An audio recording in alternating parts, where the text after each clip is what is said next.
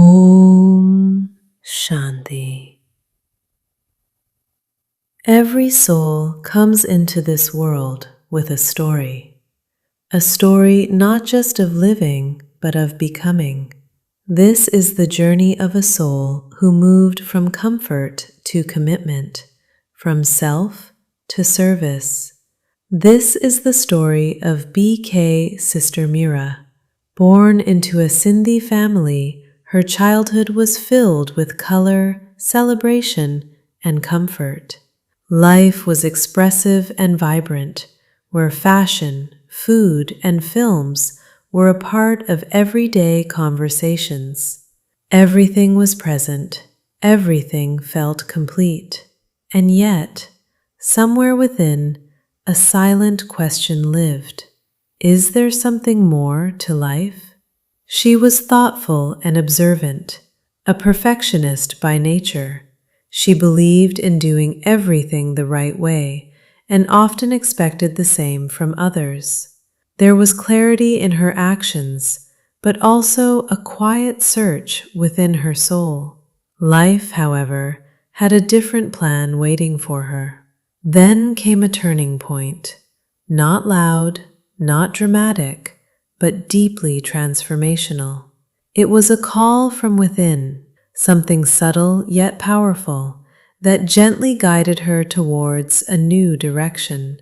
In the year 1997, she made a decision that would change everything. She chose to surrender her life to God's service. Coming from a life of comfort and expression into a life of discipline and dedication was not easy. It was not a joke to leave everything familiar and step into the unknown, holding only Baba's hand. Under the loving guidance of Didi Godavari, she began actively participating in various Each day brought new responsibilities, new challenges, and new learnings. It was a roller coaster ride filled with moments of strength and moments of struggle, where every experience shaped her from within. There were hurdles along the way, expectations from family, adjustments within the center, and the deepest battles within her own mind. There were moments when she questioned herself, moments when she felt she was not perfect, not fully focused, not fully ready. Yet, deep inside, there was a belief that something special was stored for her, something that Baba knew, even if she did not.